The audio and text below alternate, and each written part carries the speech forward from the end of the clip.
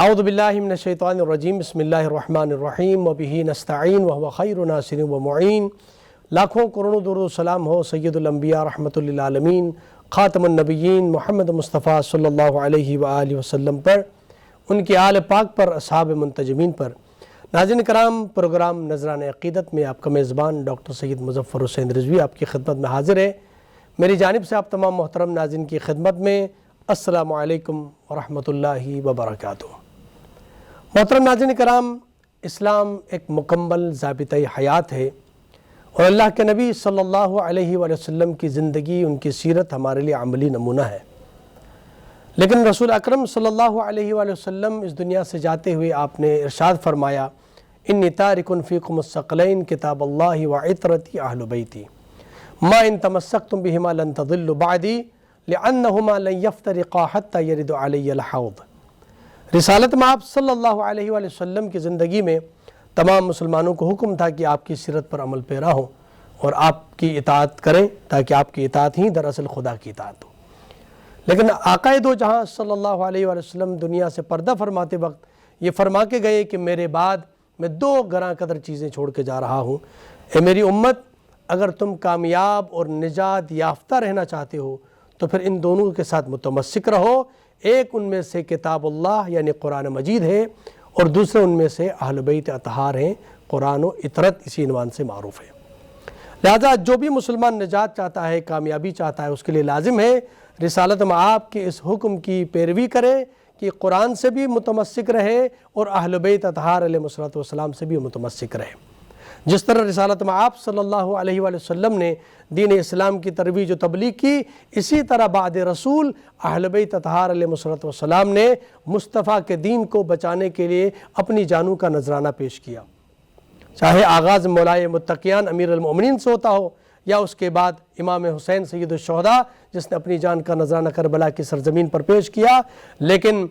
مصطفیٰ کے دین پر آنچ آنے نہیں دیا۔ یہ سلسلہ چلتا رہا آپ کے نائبین کا، اور یہاں تک کہ سلسلہ حضرت امام علی نقی علیہ السلام تک پہنچا۔ کون ہے امام علی نقی؟ کہ سادات کا ہے نور ستارہ علی نقی، بے بسوں کا دل کا سہارا علی نقی، غم مٹ گئے تو مشکلیں آسان ہو گئیں جب بھی کسی نے رو کے پکارا علی نقی۔ پیکرے تقوی و طہارت، چشمے جود و سخاوت، زینت مسند امامت، مالک علم لدنی، امام علی نقی علیہ السلام کی ولادت باسعادت کے عنوان سے آج سچ ٹی وی کو یہ شرف حاصل ہو رہا ہے کہ ان کی اس ولادت کے موقع پر ایک عظیم الشان پروگرام کا انعقاد کرے اور ان کی سیرت پر گفتگو کرائے۔ اس حوالے سے اپنے اسٹوڈیو میں ممتاز علماء کرام کو مدعو کیا ہے تاکہ آج اس عظیم المرتبت ہستی کی بارگاہ میں نذرانِ عقیدت پیش کریں، ان کی سیرت کو بیان کر سکیں۔ میں مختصر تعارف ہمارے مہمانان گرامی کا آپ کے سامنے پیش کر رہا ہوں۔ ہمارے ساتھ تشریف فرما ہے ممتاز عالم دین ہیں، خطیب اہل بیت حضرت علامہ سید علی عدنان زیدی صاحب۔ السلام علیکم وعلیکم السلام ورحمۃ اللہ وبرکاتہ۔ خوش آمدید کہوں گا پروگرام میں۔ ہمارے ساتھ دوسرے مہمان ہیں، ممتاز مذہبی اسکالر ہیں، ریسرچ اسکالر جناب مفتی زاہد اسلم رضوی صاحب۔ السلام علیکم ورحمۃ اللہ وبرکاتہ۔ وعلیکم السلام ورحمۃ اللہ۔ خوش آمدید کہوں گا پروگرام میں، اور سلسلے گفتگو کا باقاعدہ آغاز قبلہ علامہ صاحب آپ سے کرنا چاہوں گا۔ اور سب سے پہلے تو ہماری یہ کوشش رہتی ہے کہ چونکہ ولادت کا پروگرام ہے تو خانوادۂ رسالت میں آپ صلی اللہ علیہ وسلم میں جب کسی کی ولادت ہوتی ہے تو یقیناً ولادت خوشی کا موقع ہے اور خوشی مناتے ہیں، جس طرح دنیا کے سارے لوگ خوشی مناتے ہیں تو اہل بیت کے گھرانے میں بھی خوشی منائی جاتی ہے۔ لیکن آج کے زمانے میں جو ہمارے مسلمان بھائی جس طرح خوشی مناتے ہیں، خوشیوں کا طریقہ بالکل مختلف ہوتا جا رہا ہے۔ اہل بیت کے گھرانے میں جب خوشی کا موقع آتا، کوئی نعمت خداوندی کا حصول ہوتا تو اس وقت ان کی خوشی کا کیا عالم ہوتا تھا، وہ کیا انداز ہوتا تھا، آج اگر ناظرین کی خدمت میں پیش کریں تاکہ ہم اس انداز کو اپنانے کی کوشش کریں۔ اعوذ باللہ من الشیطان الرجیم، بسم اللہ الرحمن الرحیم، ان اللہ وملائکتہ یصلون علی النبی یا ایہا الذین آمنوا صلوا علیہ وسلموا تسلیما، اللہم صلی علی محمد وآل محمد وعجل فرجہم۔ خدا کا شکر ہے کہ اس نے اتنے بہترین اور بابرکت ذکر کو کرنے اور سننے کے لیے ہمیں منتخب کیا، اور آج امام نقی علیہ السلام کی ولادت کے حوالے سے یہ پروگرام منعقد کیا گیا ہے، اس لیے تمام دیکھنے اور سننے والوں کو امام نقی علیہ الصلوۃ والسلام کی آمد بہت زیادہ مبارک ہو۔ اور میں آپ کے سوال کے جواب سے پہلے رسول خدا محمد مصطفیٰ صلی اللہ علیہ وآلہ وسلم کی وہ روایت پیش کرنا چاہتا ہوں کہ ایک مرتبہ جب جناب جابر بن عبداللہ انصاری نے رسول خدا سے یہ سوال کیا کہ مولا ذرا 12 اماموں کے بارے میں تو بتائیے کہ 12 اماموں کی کیا تعریف ہے، تو کیا معرفت بھرا جواب رسول خدا محمد مصطفیٰ صلی اللہ علیہ وآلہ وسلم نے ہدیہ کیا۔ انہوں نے کہا جابر تم نے 12 اماموں کی فقط تعریف نہیں پوچھی بلکہ تم نے تو پورے کے پورا اسلام ہی پوچھ لیا۔ تو معلوم کیا ہوا کہ 12 اماموں کی تعریف مکمل اسلام کا ضابطہ اخلاق ہے۔ رسول خدا محمد مصطفیٰ صلی اللہ علیہ وآلہ وسلم نے کہا کہ جب میرے بعد میرے 12 جانشین ہوں گے تو رسول کی ہر بات پروردگار الہی کا حکم ہے، اور یہی آمد کا سلسلہ جب مولا علی علیہ السلام کے خانہ کعبہ میں آمد کے موقع پر ہوتا ہے، اور جب یہ سلسلہ امام حسن علیہ السلام کی آمد کے موقع پر ہوتا ہے کہ جب بی بی فاطمہ الزہرا سلام اللہ علیہا کو اللہ نے یقینی طور پر وہ خوشی عطا فرمائی تھی اور اس انداز سے فرمائی تھی کہ بی بی پاک کا نہ مصلی چھوٹا تھا نہ روزہ ٹوٹا تھا، اور آپ کو امام حسن کی ولادت ہوئی، اور کس طریقے سے وہ ولادت اہل بیت علیہ الصلوۃ والسلام کی ولادت کس انداز سے خوشی منائی گئی، وہ خوشیاں وہاں پر منقطع نہیں ہوئیں بلکہ یہ خوشی میرے آخری امام تک جاری رہی۔ اور یہ سوال امام نقی علیہ السلام کی آمد کے حوالے سے ہے، تو امام نقی علیہ السلام کی آمد پر بھی خانوادہ اہل بیت علیہ السلام بہت خوش ہے، کیونکہ امام نقی علیہ السلام کے والد محترم امام تقی علیہ السلام امام نقی علیہ السلام کی آمد سے پہلے آپ کو اس چیز کی بہت زیادہ چاہت تھی کہ اللہ ان کو اولاد کی نعمت سے مالا مال فرمائے، کیونکہ میں نے جس طرح سوال کے جواب میں آپ کو بتایا کہ جب رسول خدا نے کہا تھا کہ میرے 12 جانشین ہوں گے تو امام تقی علیہ السلام کو یہ معلوم تھا کہ میرا ایک فرزند پیدا ہوگا، تو آپ کی زوجہ سے جب اولاد میں کچھ تاخیر ہوئی تو آپ نے عقد ثانی کیا، اور جناب عقد ثانی آپ نے جناب سمانہ خاتون سے کیا۔ جناب سمانہ خاتون جب سے آپ کا عقد ہوا، اب یہ بات سمجھنے کی ضرورت ہے کہ جناب سمانہ خاتون عربی نہیں ہیں، آپ اجمی ہیں، اور اس وقت کیا عالم تھا جناب سمانہ کا کہ ان کو ایک مشکل تو یہ تھی کیونکہ ان سے پہلے جو زوجہ تھی ان کے پاس اولاد کی نعمت نہیں ہے، اور یہاں پر آنے کے بعد ایک تو آپ اجمی ہیں، آپ عربی نہیں ہیں، تو عربی جو عربی کی عزت کرتے ہیں وہ اجمی کی نہیں کرتے، لیکن اللہ تعالیٰ کی طرف سے انعام ملنا تھا، اور انعام اس انداز سے ملنا تھا کہ جس طرح فرعون نے لاکھ کوششیں کی لیکن جناب موسیٰ کا وجود دنیا میں آیا، اسی طریقے سے جناب سمانہ خاتون کو اللہ تعالیٰ نے یہ اعزاز دیا کہ دنیا لاکھ جناب سمانہ کے خلاف ہو جائے لیکن اللہ تعالیٰ نے کہا کہ جس کو میں عزت بخشوں اسے دنیا والوں کی عزت کی پرواہ نہیں ہونی چاہیے۔ تو جناب سمانہ خاتون کو اللہ نے 2 امتیاز دیے، پہلا امتیاز یہ دیا کہ ان کو امامت کی زوجہ بنایا کہ وہ امام تقی علیہ السلام کی زوجہ بنی، اور پھر ان کو امامت کی والدہ کے مرتبے پر فائز کر دیا کہ جب امام نقی علیہ السلام کی آمد ہوئی تو جناب سمانہ کا کیا مقام تھا، ان کی خوشی کا کیا عالم تھا۔ اس وقت امام تقی علیہ السلام جو پہلے پریشان ہوتے تھے کہ ان کو اولاد میں تاخیر ہو رہی ہے، لیکن وہ مصلحت خدا تھی جس کو امام تقی علیہ السلام جانتے تھے،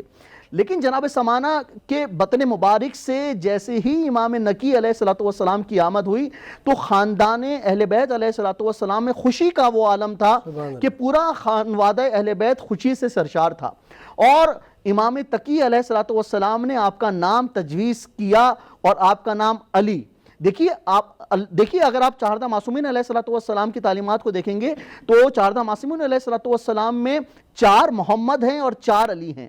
یعنی کہ امام نقی علیہ السلام کا نام علی، اور آپ کا لقب نقی بھی ہے، آپ کا لقب مرتضیٰ بھی ہے، آپ کا لقب ہادی بھی ہے۔ آج آپ امام نقی علیہ السلام کے روضہ مقدس پر جائیں تو وہاں پر جناب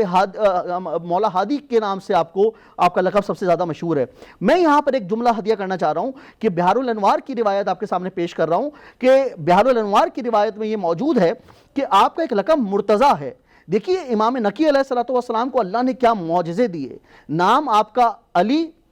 اور آپ کی کنیت ابو الحسن بھی ہے اور مرتضیٰ بھی ہے، تو اللہ کیا پیغام دینا چاہ رہا ہے؟ اللہ یہ پیغام دینا چاہ رہا ہے کہ اللہ کے علی کے بعد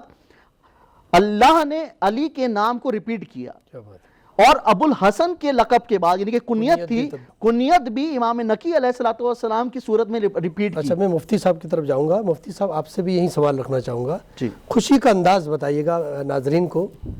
کہ اہل بیت اطہار علیہ السلام کے گھرانے میں اگر خوشی آتی ہے تو اس کا طریقہ اور انداز کیا ہوتا ہے، اس کو ہم انشاءاللہ بریک کے بعد آپ کا جواب سنیں گے۔ ناظرین کرام میں مختصر سا بریک لیتے ہیں، بریک کے بعد آپ کی خدمت میں حاضر ہوتے ہیں، ہمارے ساتھ رہیے۔ ناظرین کرام ایک بار پھر پروگرام نظران عقیدت میں آپ کا خیر مقدم، گفتگو جاری ہے حضرت امام علی نقی علیہ السلام کی سیرت کے حوالے سے، اور بریک سے پہلے میں مفتی صاحب کی خدمت میں سوال رکھ رہا تھا کہ خانوادہ رسول میں چونکہ خوشی کا موقع ہے، اور ناظرین کرام کو یہی بتائیے گا کہ خوشی کا موقع آئے تو اسلام کے اندر خوشی منانے کا کیا طریقہ ہے، خانوادہ اہل بیت اطہار علیہ السلام میں جب خوشی کا موقع آیا تو انہوں نے خوشی کو کیسے سیلیبریٹ کیا ہے، یہ ناظرین کی خدمت میں اگر پیش کیجیے۔ بسم اللہ الرحمن الرحیم۔ یا ایہا الذین آمنوا اطیعوا اللہ واطیعوا الرسول واولی الامر منکم، صدق اللہ العظیم۔ تیری نسل پاک میں ہے بچہ بچہ نور کا، تو ہے عین نور تیرا سب گھرانہ نور کا۔ کیا بات ہے۔ اہل بیت اطہار اور 12 اماموں کا جو گھرانہ ہے، یہ میرے آقا حضرت محمد عربی کا تربیت یافتہ ہے، اور میرے آقا امام الانبیاء نبی پاک علیہ السلام نے خوشی منانے کا جو انداز بتایا، اور اہل بیت اطہار اور ائمہ اطہار نے بھی اسی طریقے کو فالو کیا۔ اور یاد رکھیں کہ اللہ تبارک و تعالی نے ان شخصیات کو وہ مقام اور وہ مرتبہ دیا ہے کہ ان کا ہر قول، ان کا ہر فعل عین قرآن ہے، یہ عین محمد عربی کا فرمان ہے۔ کیا بات۔ اور آج ہم نے جس ہستی کو موضوع سخن بنایا ہے، حضرت علی نقی علیہ السلام، آپ کی ولادت کی تاریخ تھوڑی سی میں ذکر کرنا چاہوں گا۔ آپ کی ولادت کے حوالے سے نور الابصار صفحہ نمبر 129 پہ لکھا گیا، اور ارشاد الوفا صفحہ نمبر 292 پہ لکھا گیا کہ آپ 5 رجب سن 212 ہجری کو مدینہ منورہ کے اندر جلوہ گر ہوئے، اور آپ کی ولادت کے بعد آپ کے والد گرامی نے ایک نام رکھا، اور نام کے حوالے سے میں آپ کو یہ بتا دوں کہ ان کے نام میرے آقا نے ان کی آمد سے بھی بہت پہلے لکھوا دیے تھے۔ کیا بات ہے، کیا بات۔ بہت پہلے لکھوا دیے تھے۔ کتاب کا نام ہے کشف الغمہ، اس کے صفحہ نمبر 122 پہ موجود ہے۔ مطالب السوال صفحہ نمبر 292 پہ یہ بات موجود ہے۔ اسی طرح نور الابصار صفحہ 129 پہ یہ بات موجود ہے۔ میرے آقا نے حضرت عائشہ رضی اللہ تعالیٰ عنہ کو فرمایا کہ عائشہ یہ نام لکھ لیجئے، میری اولاد میں سے جو 12 امام آئیں گے نا ان کے یہ نام ہیں۔ گویا کہ حضرت امام علی نقی علیہ السلام کا جو نام نامی ہے، بعد میں تو آپ کے والد گرامی نے رکھا، ان سے پہلے میرے آقا امام الانبیاء نے مدینہ شریف میں بیٹھ کر نام رکھ دیا تھا۔ سبحان اللہ، سبحان اور اس سے بھی بڑی عظیم بات یہ ہے کہ آگے آپ کے جو القابات ہیں، آپ کی کنیت ابو الحسن ملتی ہے، اور آپ کے جو القابات کا تذکرہ ہے ان کے اندر یہ لکھا گیا ہے کہ آپ نقی بھی ہیں، آپ ناصح بھی ہیں، آپ مرتضی بھی ہیں، آپ متوکل بھی ہیں، اور آپ عسکری بھی ہیں۔ اتنے سارے القابات کیوں؟ اتنا سارے القابات کا اگر خلاصہ اور تشریح پیش کی جائے تو ہر ایک کی تشریح کے اندر ہزاروں الفاظ اور بلکہ بے شمار الفاظ ہمیں چاہیے کہ ہم ان کے فضائل و مناقبات بیان کریں۔ تو خیر یہی بات یاد رہے کہ حضرت علی نقی علیہ السلام جب اس کائنات میں آئے تو آپ کے گھر کے اندر وہ خوشی منائی گئی جو میرے آقا نے اپنے پیارے نواسوں کی آمد پر خوشیاں منائیں۔ وہ خوشی منائی گئی جو امام حسن علیہ السلام کی آمد پر خوشی ہوئی، وہ خوشی منائی گئی جو امام حسین علیہ السلام کی آمد پر خوشی منائی گئی، وہ خوشی منائی گئی جو میرے آقا نے سیدہ فاطمہ الزہرا رضی اللہ تعالیٰ عنہ کے گھر میں جا کر خوشی منائی۔ اور اس سے علاوہ یاد رکھیے کہ اہل بیت اطہار اور خاص طور پر یہ 12 امام جو ہیں، ان کے حوالے سے خاص طور پر امام علی نقی علیہ السلام، آپ نے کسی سے کچھ نہیں پڑھا، کسی سے نہیں پڑھا۔ بڑی عجیب بات لگے گی، انہوں نے بظاہر کسی استاد کے پاس جا کے نہیں پڑھا، بلکہ میرے آقا امام الانبیاء نبی پاک علیہ السلام نے اپنے نظر اور اپنی روحانیت کے ذریعے علم کسبی بھی عطا فرما دیا، علم وحبی بھی عطا فرما دیا۔ ابن ہاشم کہتے ہیں کہ میں ایک مرتبہ حضرت کی بارگاہ میں گیا اور حضرت نے ہندی زبان میں کلام کیا، تو میں حیران ہو گیا کہ حضور یہ زبان مجھے سمجھ میں نہیں آئی، اور یہ کون سی زبان بولی ہے آپ نے؟ تو آپ نے ایک سنگریزہ اٹھایا، اپنے منہ میں رکھا، آپ کے لعاب مبارک لگی، اور پھر وہی لعاب والا سنگریزہ ابن ہاشم کہتے ہیں کہ میں نے اپنے منہ میں ڈالا، کہتے ہیں کہ جب میں نے اس کو منہ میں ڈال کے چوسا نا تو حضرت کی برکت سے، ان کے لعاب دہن کی برکت سے عرش اولا کے رب نے مجھے 73 علوم پر علم تامہ عطا فرما دیا۔ سبحان اللہ سبحان اللہ، بہت خوبصورت، بہت زبردست، جزاک اللہ۔ قبلہ امام علی نقی علیہ السلام یقیناً فضائل کی کیا بات ہے، ان کے فضائل تو بحر بے قرار کی طرح ہیں، اتنے بیان کیے جائیں ختم نہ ہو سکتے ہو۔ امام علی نقی علیہ السلام کے دور امامت میں یقیناً ہم نے اسٹارٹ میں بھی ذکر کیا کہ رسالت مآب سے یہ سلسلہ جاری ہے، اور جس طرح رسالت مآب کو مختلف مشکلات اور رکاوٹوں کا سامنا کرنا پڑا، اسی طرح ائمہ اطہار علیہ السلام کی زندگی میں بھی یہ رکاوٹیں دن بدن بڑھتی چلی جاتی تھی، یہاں تک کہ انتہا یہ کہ امام کو شہید کر دیا جاتا تھا۔ بے شک امام علی نقی علیہ السلام کی زندگی میں دین کی ترویج و تبلیغ میں جو آپ کا جو ہے وہ گھرانے کا کام ہے کہ دین کی ترویج کرنا اور دین کی حفاظت کرنا ہے، تو اس میں جو رکاوٹیں آئی، جو تکلیفیں آئی، اس کے باوجود امام علیہ السلام نے دین کو لوگوں تک پہنچایا، دین کے حقیقی چہروں کو لوگوں تک سامنے کھول کے پیش کیا۔ کیا رکاوٹیں تھیں، کیا مشکلات تھی، کس انداز میں آپ نے دین پہنچایا؟ بہت ہی آپ کا سوال اس اندازے سے اہمیت کا حامل ہے، اور جہاں پر مفتی صاحب نے اپنے جواب کو ختم کیا، میں وہیں سے آغاز کرنا چاہتا ہوں کہ اہل بیت علیہ الصلوۃ والسلام کو یقینی طور پہ دنیاوی کسی استاد کی ضرورت نہیں ہے، جس طرح سے آپ نے بھی یہی فرمایا، اور اللہ تعالیٰ ان کو ہر چیز سکھا کر بھیجتا ہے، علم لدنی کے مالک ہیں۔ بے شک۔ تو میں امام نقی علیہ السلام نے دنیا کو کس طرح سکھایا، میں جواب یہاں سے دینا چاہوں گا کہ امام کا سن بہت چھوٹا ہے کہ جب آپ کو آپ کے والد محترم جو ہے شہید ہو گئے، اور آپ کے پاس بہت کم وقت تھا کہ آپ اپنے والد کے زیر سایہ رہتے، تو وہاں کے حاکم وقت نے یہ سوچا کہ امام نقی علیہ السلام کے لیے کسی استاد کا بندوبست کیا جائے جو ان کو تعلیم دے، اب یہ توجہ کی ضرورت ہے کہ ان کو تعلیم دے اور ان کی تربیت کرے، کیونکہ ان کے سر پہ باپ کا سایہ نہیں ہے۔ تو اس نے جنیدی نامی ایک شخص کو امام نقی علیہ السلام کی تعلیم پر مامور کیا، اور یہ کہا کہ آپ جناب امام نقی علیہ السلام کو تعلیم دیں گے۔ کچھ عرصے کے بعد جب حاکم وقت نے جنیدی سے پوچھا کہ ذرا اس بچے کے بارے میں بتائیے کہ ان کی تعلیم کہاں تک پہنچی، تو جناب جنیدی نے یہ جواب دیا کہ میں تو ان کو سکھانے آیا تھا، لیکن ان کا علم اتنا ہے کہ میرا سکھانا ایک طرف ہو گیا، میں ان سے سیکھتا ہوں۔ تو معلوم کیا ہوا کہ جنیدی نے یہ پیغام دے دیا کہ یہ جو امام ہیں یہ ان کو دنیاوی استاد کوئی نہیں سکھا سکتا، ان کو جو سکھاتا ہے وہ فقط اللہ سکھاتا ہے۔ اور جنیدی نے تمام لوگوں کو یہ پیغام دے دیا کہ کوئی بھی امام کو دین کی تعریف کے بارے میں نہیں بتا سکتا، کیونکہ اسلام کی تعریف امام نقی علیہ السلام ہے۔ اگر اسلام کو سمجھنا چاہتے ہو تو امام نقی علیہ السلام مجسم اسلام ہے، اور اس کے ساتھ ساتھ امام کا وہ منظر تھا کہ امام نے اس طریقے سے دین اسلام کی تبلیغ کی، اور قُلْ لَا أَسْأَلُكُمْ عَلَيْهِ أَجْرًا إِلَّا الْمَوَدَّةَ فِي الْقُرْبَى کی جو یہ آیت مبارکہ ہے، لوگ اس میں موجود تھے کہ جب حاکم وقت نے متوکل نے 300 کا لشکر بھیجا کہ وہ مدینے سے امام کو گرفتار کر کے لے کر آئیں، اور تمام افراد سے یہ کہا کہ تم اس طرح سے لے کے آنا تاکہ یہ اندازہ ہو جائے لوگوں کو کہ ہم ان کو گرفتار نہیں کر رہے بلکہ مہمان بنا کے لا رہے ہیں۔ تو دیکھیے، اگر میں کسی جگہ پر موجود ہوں اور اگر میرا اس جگہ سے انخلا ہو تو جو میرے محبت کرنے والے ہوں گے وہ اس وقت گریا کریں گے، روئیں گے، جو مجھ سے محبت کرتے ہیں۔ اب یہ منظر مدینے کا تھا کہ جب امام نقی علیہ السلام مدینے سے رخصت ہو رہے تھے، کیونکہ امام مدینے میں لوگوں کو دین اسلام کے بارے میں بھی بتا رہے تھے اور خدا کی تعلیمات کے بارے میں بتا رہے تھے، تو جب امام مدینے سے رخصت ہو رہے تھے متوکل کے حکم پر 300 لوگ فوجی جو ہے امام کو لینے کے لیے آئے، تو اس وقت مدینے کے لوگ زارو قطار رو رہے تھے اور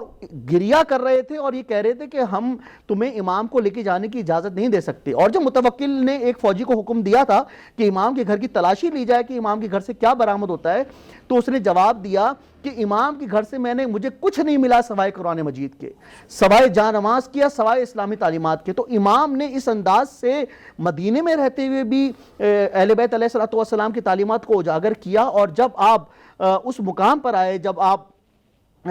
حاکم وقت کے حکم پر اس مقام پر آئے جہاں پر آپ کی شہادت ہوئی، تو وہاں پر بھی آپ نے دین اسلام کی تعلیمات کو عام کیا، اور کم از کم 40 سے زیادہ، یعنی کہ زندان میں مولا کا دیکھیے ہمارے مولا کے لیے کوئی بھی قید خانہ نہیں رہتا، وہ قید خانہ بھی عبادت خانے میں تبدیل ہو جاتا ہے۔ تو مولا کے کم از کم 40 جو تھے شاگرد تھے جو مولا نے اس قید خانے سے بنائے، اور دنیا کو پیغام دے دیا کہ جس طرح سے نام امام حسین علیہ السلام کبھی مٹ نہیں سکتا، اسی طرح اولاد امام حسین علیہ السلام کبھی مٹ نہیں سکتا، چاہے وہ امام تقی کی صورت میں ہو، چاہے وہ امام نقی کی صورت میں ہو، چاہے وہ امام رضا کی صورت میں ہو، یا میرے آخری امام کی صورت میں ہو۔ سبحان اللہ سبحان اللہ۔ ناظرین کرام، یہاں پر ایک مختصر سا بریک کا وقت ہوا چاہتا ہے، بریک کے بعد آپ کی خدمت میں حاضر ہوتے ہیں، ہمارے ساتھ رہیے۔ ناظرین کرام، ایک بار پھر پروگرام نذرانہ عقیدت میں آپ کا خیر مقدم، گفتگو ہماری جاری ہے اس وقت حضرت امام علی نقی علیہ السلام کی سیرت کے حوالے سے، اور میں گزارش کروں گا مفتی صاحب آپ کی خدمت میں کہ جس طرح قبلہ نے جس انداز میں امام علی نقی علیہ السلام کی خدمات دین مبین کی ترویج و تبلیغ کے حوالے سے، اسی حوالے سے آپ بھی ناظرین کی خدمت میں بیان کیجئے گا کہ ائمہ اطہار علیہ السلام نے تمام تر مصیبتوں، رکاوٹوں اور مشکلات کے باوجود دین کے کام کو نہیں روکا۔ بالکل، بہت اچھا سوال ہے آپ کا، کیونکہ اہل بیت اطہار ہی کا ایک وہ در ہے جنہوں نے ہمیں زندگی گزارنے کا ایک طریقہ کار سکھایا ہے، انہوں نے دلیری اور بہادری سکھائی، انہوں نے حق کے سامنے ڈٹ جانے کا درس دیا، اور امام علی نقی علیہ السلام کی خدمات اگر دینی لحاظ سے دیکھی جائیں تو بھی سبحان اللہ، اور اسی طرح اگر عوامی خدمات دیکھی جائیں، اگر کوئی پریشان حال آپ امام علی نقی علیہ السلام کی بارگاہ میں آتا تھا خالی ہاتھ، لیکن جب واپس جاتا تھا تو اپنی خالی جھولی کو مالا مال کروا کے جاتا تھا۔ اور ابو ہاشم، کتاب کا نام ہے مناقب ابن شہر یعشوب، جلد نمبر 5 صفحہ نمبر 119، یہ ابو ہاشم کہتے ہیں کہ میں نے جا کر ایک مرتبہ اپنی تنگ دستی اور فاقے کا تذکرہ کیا۔ میں نے کہا کہ اے امام، فاقے کا عالم ہے، تنگ دستی کا عالم ہے، مہربانی فرمائیں۔ تو امام علی نقی علیہ السلام نے رمل یعنی ریت کو اٹھایا، ریت کو اٹھانے کے بعد فرماتے ہیں کہ میری مٹھی میں دیا، اور مجھے فرمایا کہ لے جاؤ، یہ بڑی قیمتی چیز ہے۔ وہ کہتے ہیں کہ جب میں اس کو اپنے ہاتھ میں لے کر آیا اور جب میں نے اس ریت والے ہاتھ کو کھولا، کہتے ہیں کہ خدا کی قسم وہ جو ریت تھی نا، وہ عظیم الشان سونا بن چکی تھی، اور اس سونے کی جو قیمت تھی اس سے میرے زندگی کے بہت سارے معاملات سلجھ گئے تھے۔ اور اس وقت میں جب آپ دین کی خدمات کر رہے تھے، عوام کی خدمات کر رہے تھے، اس وقت کے لوگ جو بظاہر آپ سے دوستانہ رویہ رکھتے تھے لیکن دل میں نفرت اور بغض رکھا کرتے تھے، جو کہ ہر وقت آپ پر حملے کی کوشش کرتے تھے، اور اس وقت کے جو بادشاہان وقت تھے وہ بھی بظاہر تو ایسے پیش آتے تھے کہ وہ ان سے محبت کرنے والے ہیں۔ یہ بھی ہمارے ناظرین کو ضرور بتائیے گا، ایک ایسی ذات، ایک ایسی ہستی کہ جو رسول اللہ کی جو ہے شبیہ بھی ہیں، رسول اللہ کے کردار و گفتار کی نائبیت بھی رکھتی ہیں، اور اتنی محترم اور اتنی عجز و عاجزی ان کے ساری، تو کیا ایسی بات ہے کہ اس کے باوجود لوگ ان کے ساتھ بغض رکھتے ہیں؟ دیکھیں سرکار، اگر بغض کی بات کی جائے تو میرے آقا امام الانبیاء نبی پاک علیہ السلام کے دور میں حضور کے بھی دشمن تھے، منافقت کرتے تھے، حضور کے سامنے آ کر پیش آتے، کہتے کہ ہم آپ سے پیار کرتے ہیں۔ اللہ تعالیٰ نے یہ جو جہنم بنائی ہے نا، یہ بھی کسی مقصد کے لیے بنائی ہے۔ کسی کو رسول اللہ کا دشمن بنا کے جہنمی بنا دیا، کسی بدبخت کو اہل بیت اطہار کا دشمن بنا کر جہنمی بنا دیا، کسی بدبخت پر ایسی ملونیت پڑی کہ رسول اللہ صلی اللہ علیہ وسلم کے جو اولاد میں سے 12 امام ہیں ان سے دشمنی کر کے، کیونکہ انہوں نے غلامی کی زندگی سے لوگوں کو آزادی دلائی، انہوں نے ایک فکر دی ہے۔ امام علی نقی علیہ السلام نے آ کر لوگوں کو ایک فکر دی، لوگوں کو کہا کہ لوگوں تم ان کے غلام نہیں ہو، تم یا تو اللہ کے غلام ہو یا محمد عربی کے غلام ہو، اور آ کے یہ بتایا کہ تم شریعت مطہرہ کے پابند ہو، کسی اور کے پابند نہیں ہو۔ جب آپ نے بڑے بڑے جابروں کے سامنے آ کے بڑی دلیرانہ گفتگو اور تقریریں اور خدمات کی تو اسی وجہ سے لوگ آپ کے دشمن ہو گئے، حتیٰ کہ نور الابصار صفحہ نمبر 150 پہ لکھا گیا، سوائی کی محرکہ صفحہ 122 پہ لکھا گیا کہ جب لوگوں نے دیکھا نا کہ یہ تو جس طرف جاتے ہیں لوگ ان کے دیوانے بن جاتے ہیں، ان کو نظر بند کر دیا گیا، نظر بند کر کے رکھ دیا گیا، اور آپ جب نظر بند تھے تو آپ وہاں پر بھی انوار و تجلیات کے ذریعے یہ جو در و دیوار تھے یہ بھی آپ کی بشارت دیتے تھے۔ حتیٰ کہ میں آپ کو عظیم بات بتانے لگا ہوں،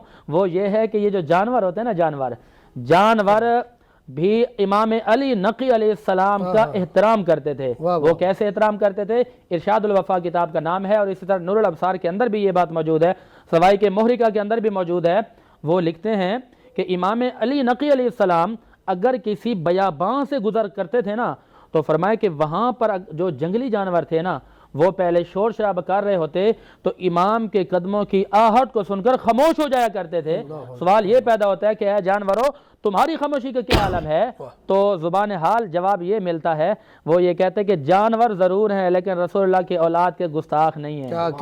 کہنے ٹھیک ہے نا؟ تو یہ آپ کی ترویج اور آپ کی خدمات تھیں، جو دینی خدمات بھی تھیں اور آپ کی عوامی خدمات بھی تھیں، جن خدمات کی بنا پر امام علی نقی علیہ السلام کو پوری دنیا کے اندر اس وقت بڑی عزت اور احترام کی نگاہ سے دیکھا جاتا تھا اور لوگ ان کی مخالفت کرتے تھے اس لیے کہ وہ پیغام دیتے تھے اسلام کا اور لوگوں کو بہادری سکھاتے تھے۔ سبحان اللہ سبحان اللہ، یہ بہت خوبصورت بات کی کہ امام جو ہے وہ اولین و آخرین ہے، امام اولین و آخرین، سید الانبیاء جو ہیں وہ رحمت للعالمین ہیں۔ تو عالمین کے اندر تو چرین پرین جانور تمام مخلوقات خدا شامل ہے، تو ان تمام مخلوقات پر رحمت خدا ہے۔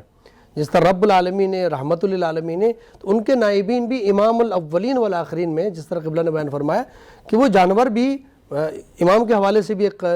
قول نقل ہوتا ہے، اسی حوالے سے ایک واقعہ بھی ہے کہ زمانے کے اس خلیفہ نے امام علیہ السلام کو بھوکے شیروں کے درمیان پھینک دیا، کہا کہ انتہائی بھوکے شیروں کو جو 2-3 دن سے ان کو کھانا نہیں کھلایا، اس کے بعد امام کو اس کے اندر ڈال دیا تاکہ یہ شیر ان کو چیر پھاڑ کے کھا دیں۔ امام علیہ السلام کو اس پنجرے میں ڈالنے کے بعد جب وہ دیکھتا ہے کہ اب شیروں نے جو کچھ کرنا تھا، جو اس کے سمجھ میں آ رہا تھا کہ کیا کریں گے، لیکن شیر قریب آئے اور امام کا خون رسول اللہ کا خون ہے، خون مصطفیٰ ہے، قریب آنے کے بعد وہ جو شیر کا کام ہے کہ چیر پھاڑ دے، وہ امام کے قدموں کے تلوے جو ہے نا چاٹنا شروع کر دیا۔ سبحان اللہ۔ تو یہ اس میں کوئی شک نہیں ہے کہ امام علیہ السلام کی ذات وہ ہے کہ جہاں جانور بھی آپ کا احترام کرتے ہیں۔ اسی حوالے سے میں آپ کی خدمت میں یہی سوال رکھنا چاہوں گا کہ امام کی عظمت، امام کی فضیلت یقیناً ہمارے پاس میں نہیں ہے کہ ہم ان کو بیان کر سکیں، لیکن جو کچھ ہمیں رسالت مآب کی زبان سے ملا ہے، جو کچھ قرآن سے ملا، وہی ہم ناظرین کی خدمت بیان کرتے ہیں۔ میں اس کا جواب آپ کے جواب سے ہی تسلسل کرنا چاہتا ہوں، جس طرح ماشاءاللہ بڑے خوبصورت انداز سے بھی آپ نے بیان کیا کہ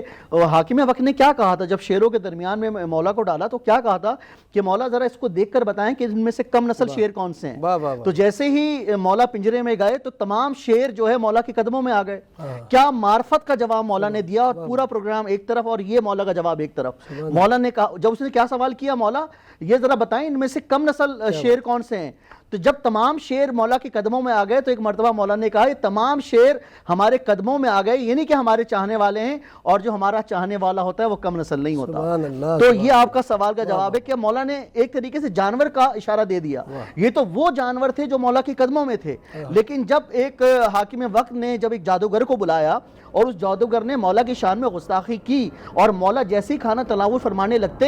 تو وہ روٹی کو اڑا دیتا، اور یہ واقعہ ایک دفعہ نہیں، 2 دفعہ نہیں، 3 دفعہ ہوا، اور قالین پہ شیر بنا ہوا تھا۔ یہ تو وہ شیر تھے جو سامنے تھے، اور جب قالین پہ شیر بنا ہوا تھا تو ایک مرتبہ مولا نے اس شیر کو حکم دیا کہ آ جا اور کھا جا اس جادوگر کو۔ وہ شیر قالین سے نکل کر آیا اور اس جادوگر کو کھا لیا۔ وہاں پر بیٹھے ہوئے لوگ پریشان ہو گئے، تو پھر حاکم وقت نے کہا کہ آپ اس شیر کو واپس بھیجیں ورنہ یہ ہم سب کو کھا جائے گا۔ تو مولا نے اس انگلی کے اشارے سے اس شیر کو جو قالین میں تھا اس کو واپس بھیج دیا۔ اور جو آپ کا ایک اور بات تھی، میں اپنی زبان سے اس کا جواب نہیں دینا چاہتا، جو آپ نے یہ کہا تھا کہ جو لوگ مولا کے منکر ہوتے ہیں یا جو لوگ مولا کے خلاف ہوتے ہیں، اس کا جواب بھی امام حسن عسکری علیہ السلام نے دیا کہ جب مولا سے یہ سوال کیا گیا کہ مولا آپ اپنے والد محترم امام نقی علیہ السلام کے جنازے میں اس انداز سے رو رہے تھے کہ آپ نے اپنے گریبان کو چاک کیا، تو مولا نے کیا معرفت کا جملہ ہدیہ کیا۔ اس نے مولا پر اعتراض کیا کہ آپ اپنے والد محترم کے جنازے پر روتے ہوئے آپ نے اپنے گریبان کو چاک کیا، تو جناب امام حسن عسکری علیہ السلام نے ارشاد فرمایا کیا تمہیں یاد نہیں کہ جناب ہارون کے جنازے پر جناب موسیٰ نے اپنے گریبان کو چاک کیا تھا۔ اور مولا نے ایک جواب دے دیا جو آپ کا سوال ہے۔ مولا نے کہا کچھ لوگ ایسے ہوتے ہیں کہ جو مومن پیدا ہوتے ہیں، مومن زندگی گزارتے ہیں اور مومن مرتے ہیں۔ کچھ لوگ ایسے ہوتے ہیں جو کافر پیدا ہوتے ہیں، کافر زندگی گزارتے ہیں اور کافر مرتے ہیں۔ تیسری نشاندہی جو آپ کا سوال، کہا کہ کچھ لوگ ایسے ہوتے ہیں جو مومن پیدا ہوتے ہیں، مومن زندگی گزارتے ہیں لیکن کافر مرتے ہیں۔ تو اس نے سوال کیا مولا ذرا اس کا جواب دیں۔ کہا وہ پیدا تو مومن گھرانے میں ہوتے ہیں، وہ زندگی تو مومن گھرانے میں گزارتے ہیں، لیکن جب وہ ہم اہل بیت علیہ الصلوۃ والسلام کو نہیں مانتے، جب وہ امامت سے دور ہو جاتے ہیں، جب وہ ہماری کرامات کو نہیں مانتے، جب وہ ہمارے معجزات کو نہیں مانتے، تو وہ اللہ ان کو مومن نہیں مارتا، اللہ ان کو کافر مارتا ہے۔ تو مولا نے اس بات کا جواب یہ دیا، یعنی کہ مولا کا جو بھی منکر ہے، چاہے وہ مولا کے امامت کا منکر ہو، چاہے وہ مولا کے فضائل کا منکر ہو، یا چاہے وہ اہل بیت علیہ الصلوۃ والسلام کی کرامات اور ان کی امامت کا یا اہل بیت علیہ الصلوۃ والسلام کی طہارت کا منکر ہو، امام نقی علیہ الصلوۃ والسلام کے بیٹے نے اس بات کا جواب دے دیا اور امت کو بتا دیا کہ اگر تم مومن کی حیات اور مومن کی موت کے درجے پر فائز ہونا چاہتے ہو تو ہم اہل بیت کو ماننا پڑے گا۔ سبحان اللہ، سبحان اللہ، بہت بہترین انداز میں۔ میں قبلہ آپ کی خدمت میں سوال رکھنا چاہوں گا، اور اس سے پہلے کہ سوال مجھے کہا جا رہا بریک کے لیے، ناظرین کرام پہلے بریک لیتے ہیں، بریک کے بعد آپ کی خدمت میں حاضر ہوتے ہیں، ہمارے ساتھ رہیے گا۔ ناظرین کرام، ایک بار پھر پروگرام نذرانہ عقیدت میں آپ کا خیر مقدم، گفتگو جاری ہے امام علی نقی علیہ الصلوۃ والسلام کی سیرت مبارکہ پر، اور میں گزارش کروں گا قبلہ مفتی صاحب آپ کی خدمت میں، امام علی نقی علیہ الصلوۃ والسلام یقیناً ایک عظیم ہستی ہیں اور رسول خدا کے نائب ہیں، اور آپ ہی کے علم کے وارث بھی ہیں۔ بے شک۔ تو اس حوالے سے چونکہ آپ کی ذات اتنی محترم مقدس ہے، آپ کی کرامات ہیں، آپ کے معجزات ہیں، اگر کچھ ناظرین کی خدمت میں پیش کرنا چاہیں۔ بالکل جی، میں آپ کو یہ بتا دیتا ہوں کہ آپ کی کرامات میں آپ کے علم کا اظہار بھی ہوتا ہے، یعنی کہ علم لدنی جو کہ کسبی اور وہبی دونوں علم عطا ہو گئے۔ ایک شخص میرے امام کے ساتھ چل رہے تھے اور چلتے میں آگے نکل گئے تو انہوں نے امام علی نقی علیہ السلام کی بارگاہ میں عرض کی کہ حضور آپ بھی تیز چلے نا، آپ بھی آگے چلے نا۔ آپ نے جواب دیا کہ تم ہی آگے چلو اور تم نے ہی آگے جانا ہے۔ آپ کا یہ فرمانا تھا کہ کچھ ایام کے بعد اس شخص کا انتقال ہو گیا۔ اب اس سے یہ پتہ چلتا ہے کہ ان کو علم لدنی بھی ہے، اور ان کو ہونے سے کوئی معاملہ جو ابھی تک ہوتا نہیں ہے پہلے سے پتہ چل جاتا ہے، کیونکہ یہ بارگاہ نبوت صلی اللہ علیہ وسلم کا فیض ہے جو میرے آقا نے ان کو علم عطا فرمائے۔ اور اسی طرح آپ کے پاس ایک خط آتا ہے کہ حضور میری زوجہ جو ہیں حاملہ ہیں، آپ دعا فرمائیں کہ اللہ تعالیٰ جو ہے بیٹا عطا فرمائے۔ تو آپ نے ایک پیغام دیا، آپ نے فرمایا کہ اللہ تعالیٰ بیٹا ہی عطا فرمائے گا، لیکن ایک بات کا خیال رکھنا۔ عرض کرتے ہیں کہ وہ کیا ہے؟ تو آپ نے جواب دیا کہ وہ جو آپ کا بیٹا اس دنیا میں آئے گا نا، اس کا نام محمد عربی کے نام پر رکھنا ہے۔ کیا بات ہے! یعنی کہ پیغمبران اسلام کے جو نام ہیں ان کے ناموں کے مطابق ہی چلنا۔ اس سے ایک وجہ سے یہ بھی ملتا ہے امام علی نقی علیہ السلام کے اس جواب میں کہ ہم اپنی اولادوں کے نام آج کل جدید نام ڈھونڈتے ہیں، کہتے ہیں کہ جی گوگل کر لیا، کوئی نیا نام نکال لیا، کہتے ہیں کوئی نیا نام ہو، پرانا یونیک نام رکھنا چاہتے ہیں۔ حالانکہ امام علی نقی علیہ السلام نے کتنا سہانا جواب دیا، فرمایا کہ پیغمبر اسلام حضرت محمد عربی کے نام پر نام رکھنا۔ اور یہاں پر حضور بالکل یہاں پر ایک حدیث بھی مجھے یاد آ رہی ہے، حضور فرماتے ہیں کہ جس گھر میں محمد اور احمد نام کے دو شخص ہوں گے، قیامت کے دن اللہ تبارک و تعالیٰ اس گھر والوں کو جنت میں داخل فرمائے گا۔ سبحان اللہ، سبحان اللہ، یہ ہے نام کی فضیلت اور اس کے اثرات۔ قبلہ آپ کی خدمت میں سوال رکھنا چاہوں گا کہ روم کے جو بادشاہ ہیں انہوں نے دربار خلافت میں کچھ سوالات پوچھے، اور اپنے انجیل سے انہوں نے اس کے دلائل بھی پیش کیے، لیکن ان کے سوالات کے جوابات جب دربار خلافت میں جوابات نہیں پیش کیے گئے، بلکہ اس سوالات کے جوابات نہ آنے کی وجہ سے انہوں نے امام سے رابطہ کیا، امام علی نقی علیہ السلام سے، چونکہ آپ زمانے کے امام ہیں اور آپ امام وقت ہیں، آپ جانشین مصطفیٰ ہیں، بے شک نہیں مانتے ہیں، لیکن مجبوری میں مشکل میں یہ بات آ گئی، تو امام سے جب رابطہ کیا گیا تو امام نے کس انداز میں وہ جوابات دیے؟ یہ اس بات کی طرف اشارہ ہے کہ جب انسان کسی بھی مشکل میں پھنس جائے تو مشکل کشا کا دروازہ ہمیشہ کھلا رہتا ہے۔ کیا بات ہے! چاہے وہ مشکل کشا علی ابن ابی طالب علیہ السلام کی صورت میں ہو یا علی نقی علیہ السلام کی صورت میں ہو۔ اور یہی بات اس دربار میں ہوئی کہ جب حاکم وقت کسی مشکل میں پھنسا، کیونکہ دیکھیے وہ مشکل وہ یہ سمجھ رہا تھا کہ یہ مشکل فقط اس کے لیے نہیں ہے، اور اس کو بھی معلوم تھا کہ مشکل کشا کا دروازہ کون سا ہے. یعنی کہ اگر آج کل کے لوگ مشکل کشا سے دور ہو رہے ہیں تو جب مولا کا دشمن بھی مولا کا دشمن ہونے کے باوجود مولا کو مشکل کشا سمجھ رہا ہے, تو جو مولا کا محبت کرنے والا ہے, جو مولا سے عقیدت رکھنے والا ہے, وہ مولا کو مشکل کشا کیوں نہ سمجھے. تو ایک تو یہ اس بات کی طرف علامت ہے. تو اس نے کچھ سوالات کیے اور 7 حروف ایسے بتائے کہ ایسی قرآن مجید میں کون سا سورہ مبارک ہے کہ جس میں سے کا رے جیم اور مختلف اس طرح کے علاوہ اور مختلف الفاظ جو تھے, 7 الفاظ ایسے ہیں کہ جو قرآن مجید کی کسی سورے میں موجود نہیں ہیں. تو دیکھیے, پہلے تو ہم اس بات کی طرف اشارہ کریں کہ ان 7 الفاظوں کا شامل ہونا قرآن مجید کی کسی بھی سورے میں ہونا برکت کی علامت ہے,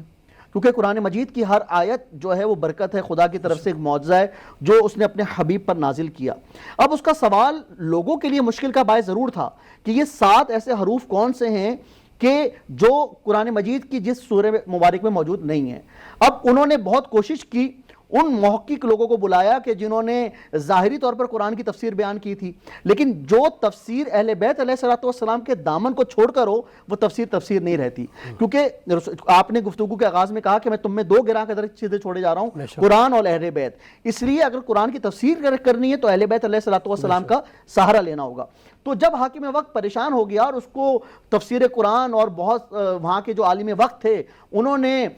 اس سوال کا جواب نہیں دے سکے, تو انہوں نے امام نقی علیہ السلام کو بلایا. اب یہ جواب فقط امام نقی علیہ السلام کا نہیں تھا, یہ جواب اہل بیت علیہ السلام کی تعظیم کا جواب تھا. اور جیسے ہی مولا اس دربار میں آئے اور جب مولا سے یہ سوال کیا گیا کہ یہ کون سے 7 حروف ہیں جو کسی قرآن کے سورے میں موجود نہیں ہیں, تو مولا نے یعنی کہ امام علی نقی علیہ السلام نے اس کا جواب اسی انداز میں دیا جس طرح مولا مشکل کشا نے دیا تھا. کہ جب مولا مشکل کشا سے ایک سوال پوچھا گیا اور انہوں نے فوراً جواب دے دیا,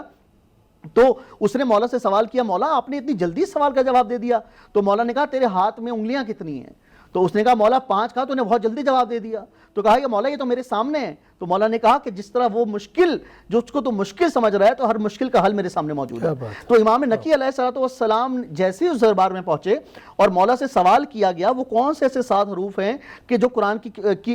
فلاں سورت میں موجود نہیں ہیں, تو مولا نے کہا یہ جواب تو بالکل میری نظروں کے سامنے ہے. جب انہوں نے بولا کہ مولا یہ جواب جو حاکم وقت کو, جو تفسیر قرآن لکھنے والوں کو, جو علماء وقت کو ایک کے پاس نہیں ہے, یہ آپ کے پاس کیسے؟ تو مولا نے کہا کہ وہ سورہ الحمد ہے کہ جس کی ہم نماز میں تلاوت کرتے ہیں, کہ جس میں اللہ تعالیٰ نے ان 7 حروفوں کو شامل نہیں کیا. اور پھر مولا نے اس سورہ مبارکہ کی تلاوت فرمائی, بسم اللہ الرحمن الرحیم الحمدللہ رب العالمین الرحمن الرحیم مالک یوم الدین. اور مولا نے یہ بتا دیا کہ جو مشکل تمہارے لیے مشکل ہے وہ مشکل ہمارے لیے مشکل نہیں ہے, کیونکہ اللہ نے ہمیں مشکل کشا بنا دیا. اور مولا نے یہ بھی ساتھ کہا کہ جو اگر یہ الفاظ کسی سورے میں شامل ہیں تو یہ اس بات کی علامت نہیں ہے کہ جو تمہاری سوچ ہے, بلکہ قرآن ایک معجزہ ہے جو اللہ نے اپنے حبیب پر نازل کیا اور دنیا کو بتا دیا کہ قرآن اور اہل بیت علیہ السلام سے اگر جڑنا چاہتے ہو تو اہل بیت علیہ السلام کی تعلیمات پر عمل کرنا ہوگا.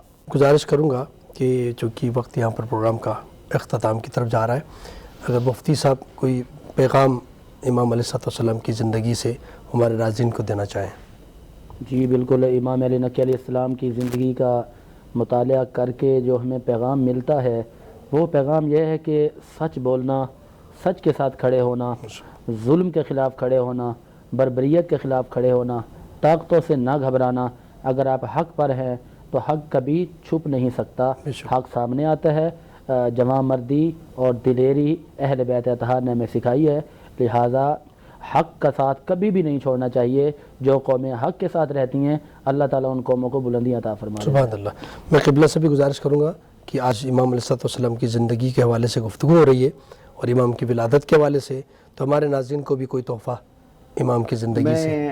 آپ کا بہت اچھا سوال ہے, اور میں امام نقی علیہ السلام کے حوالے سے آپ نے پروگرام منعقد کیا ہے, میں انہی کا ایک جواب آپ کو ہدیہ کرنا چاہوں گا. جس طرح مفتی صاحب نے بھی اس جواب کی طرف نشاندہی فرمائی تھی, میں جواب مکمل کرنا چاہتا ہوں کہ جب ابو ہاشم مولا کے پاس پہنچے اور یہ کہا کہ مولا میں بہت زیادہ غریب ہوں, میرے پاس پیسوں کی قلت ہے. تو آج کل کے دور میں مہنگائی بہت زیادہ ہے اور آج کل کے دور میں لوگوں کے پاس پیسوں کی قلت ہوتی ہے تو اللہ سے شکایت کرتے ہیں یا اللہ سے شکایت کرتے ہیں اور بہت ساری چیزوں پر خدا سے ناشکری کا اظہار کرتے ہیں. تو جب ابو ہاشم نے، یہ جواب ہے اور یہ پیغام بھی ہے، تو جب ابو ہاشم مولا کے پاس آئے اور یہ کہا کہ مولا میں بہت پریشان ہوں اور میرے پاس پیسوں کی قلت ہے، تو مولا نے کہا کہ تمہارے پاس سب سے بڑی نعمت یہ ہے کہ تم آخری نبی محمد مصطفیٰ صلی اللہ علیہ وآلہ وسلم کی امت میں سے ہو، یہ تمہارے پاس سب سے بڑی دولت ہے. اور مولا نے اپنے جواب کو یہاں پر روکا نہیں، مولا نے یہ کہا کہ تم یہ کہتے ہو کہ تمہارے پاس غربت ہے، تم یہ بھول گئے کہ تمہارے پاس ایمان کی نعمت ہے، تمہارے پاس ایمان کی دولت ہے. تو مولا نے بتا دیا کہ جو محمد مصطفیٰ صلی اللہ علیہ وآلہ وسلم کا امتی ہوگا،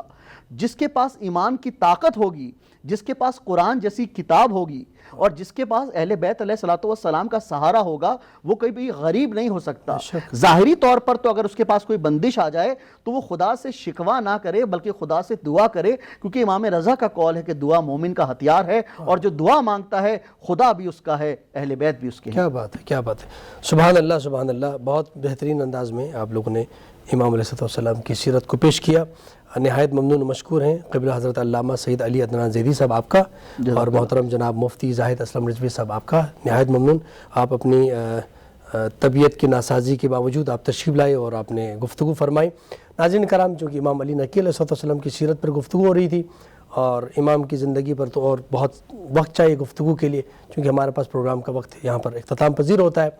ہمیں امام علیہ السلام کی زندگی اور ان کی سیرت کا مطالعہ کرنا چاہیے، اور جس طرح قبلہ نے بیان فرمایا کہ آج ہم اپنی مشکلات کا جب شکار ہوتے ہیں، اور بالخصوص ہمارا اس وقت جس دور سے ہماری پاکستانی قوم گزر رہی ہے، مہنگائی کی وجہ سے اور دیگر مشکلات کی وجہ سے،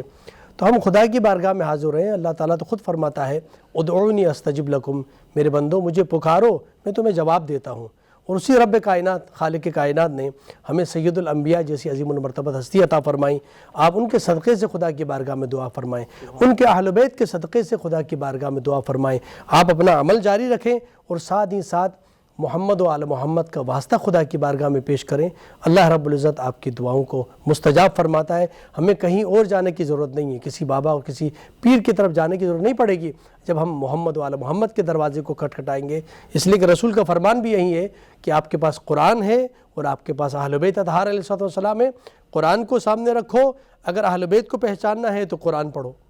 اور اگر آپ نے اہل بیت کے مقام کو پہچاننا ہے تو قرآن پڑھو، اور اگر آپ نے قرآن کو پہچاننا ہے، اس کے مقام و مرتبے کو پہچاننا ہے، تو اہل بیت اطہار علیہ السلام کی سیرت پڑھو، ان کے اقوال اور ان کے فرامین کو پڑھو. بس آج اس حوالے سے یہ میں بھی ناظرین کی خدمت میں یہ پیغام دینا چاہوں گا کہ اپنی مشکلات، اپنی پریشانیاں جتنی بھی ہوں، اب مشکلات اور پریشانیوں کے حل کے لیے بہترین مقام اور بہترین جگہ وہ ہے خدا کی بارگاہ میں حاضر ہونا. ضروری نہیں کہ آپ کسی مسجد میں چلے جائیں، کسی بھی مقام پر بیٹھ کر صدق دل سے، عقیدت سے، محبت سے خدا کی بارگاہ میں محمد و آل محمد کا واسطہ دے کر دعا کریں. اللہ تعالیٰ آپ کی مشکلات کو حل فرمائیں. ناظرین کرام، پروگرام کا وقت یہاں پر ختم ہوا چاہتا ہے. اپنے میزبان ڈاکٹر سید مظفر حسین رضوی کو اجازت دیجیے. اللہ نگہبان.